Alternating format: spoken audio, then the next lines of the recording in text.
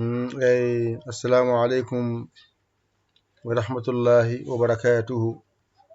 Bandiraɓe sehilaɓe jangiyankoɓe, en garti kadi e windande men hande ekko bindol.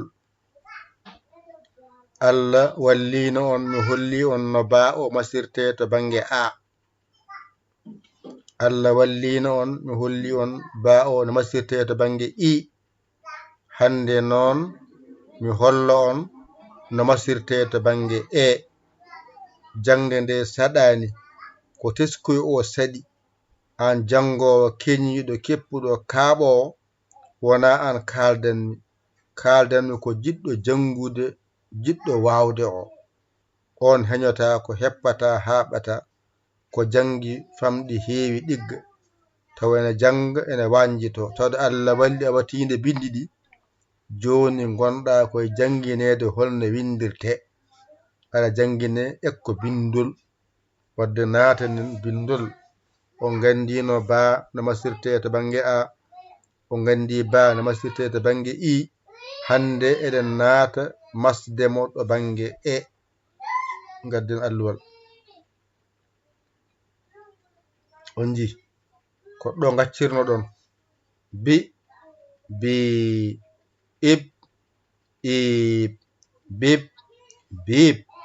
Kadi ngaren momten i o ha laaɓa cer. Momten oɗo i ha laaɓa, itten oɗo i. Ay en nori bawo kis. Itten oɗo tan i ɓolo, itten oɗo i ɓolo, itten oɗo i, oɗo i itten ɗum ha laaɓa gasi. En kiɓɓi alluwa meɗen. Joni noon ngaren gadden ko masirte ko.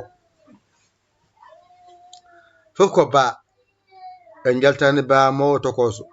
Ɗo noon hande ko e mbaɗɗen ɗo. Ayi mbiyen be en pooɗani, keñiɗe fodde mbaɗen ni, mbiyen be. Ay be ɗa ko be, ɗo ko be. Ɗo noon mbiyeten ko ebb. Ay ebb, ebb.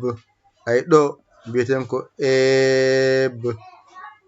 Ay ebb, eb, ebb, eb, eb. Ɗo noon ko e o lumbi hakkunde, mbiyen beb, beb, beb. Ɗo pooɗen mbiyen ay beb, beb, beb. Gasi ɗo joni ay e naati hen. En gitti a, en gitti i, en batti hen e. Wode en keɓi joni be, be. En keɓi eb, eb. En keɓi beb, beb. Yaawi tampinani, loranima, jawa wawde, jawa ɗigginde, certa e majjere ma jahajuma. So heewi ngama wanjitade, janga lebbi kewɗi. Walla mbiya mi jangino de, mi jangi mi wawa nafani. Janga seeɗa mbawa, ɓuri hewde janga ko a wawani. Jimmi noon ko mo heñaki o, mo heppani o, mo haɓani o, jaarowo jam jam, janga seeɗa faamo cohlumi. Sen jaari jamni tan, kala ko windoya a jangani, andu ko alluwal ngal kollanmami ngal oɗa famani. Ɗo ko ba o coggeten.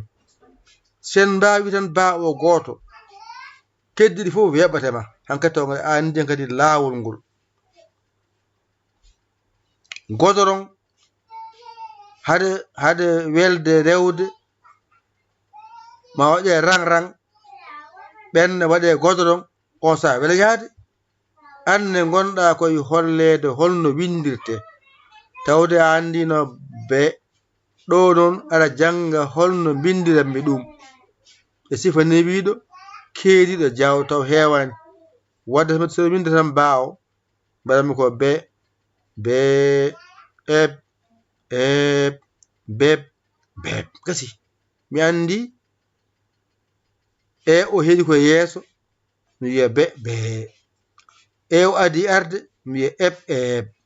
E o lumbi hakkunde, mi wiya beb, beb. Gasi ayi heewani a jangi ɗum a waawi ɗum ƴetta karne ma e bik ma ɓallina mbañiroɗa janga ɗigga o sohla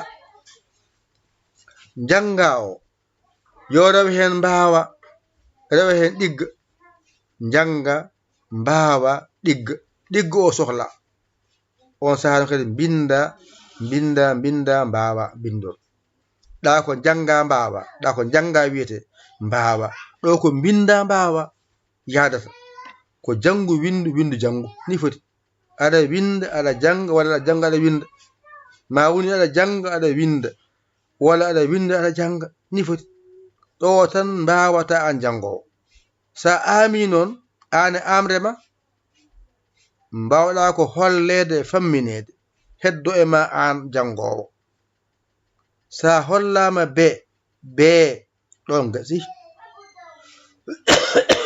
a hollama eb ɗon gasi a hollama beb ɗon gasi hankadi ko jangate ko hakkunde bama ɗo haaɗi ɗo so ɗiggi a serti e masgal ba masiraɗo a andi ɗo masirɗa a andi ɗo masira i hande kadi ganda no masirte gasi heddonoma o e u gasi heddonoma tan ko o e u kadi kaɗen ɗo wasa hewde jawon ɗum wawde ƴetton kuɗi mon e karneji mon mbañitoɗon jangon ɗigga ko ɗigga ko cohlunani binde jange binde mbawe an noon jiɗɗo jeeyede amen bisimilla ma ala suka ala mawɗo ala debbo ala gorko jiɗɗo wiya waɗa 00 221 77 906 14 81 ngara fayen WhatsApp jangoyen nani jangoya toon ɓuuri welde eyyi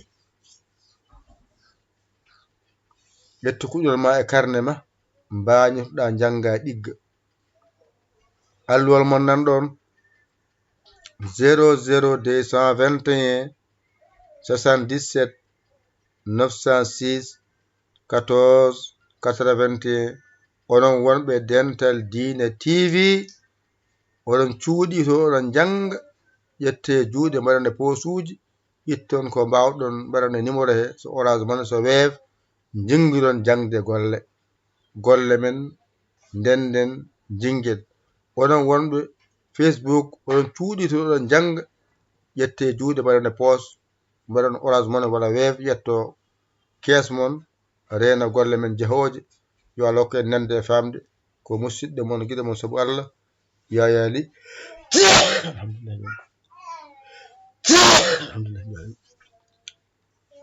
alhamdulillah ƴette kuɗe karne waji jango ɗigga bisimilla en kaaɗi ɗo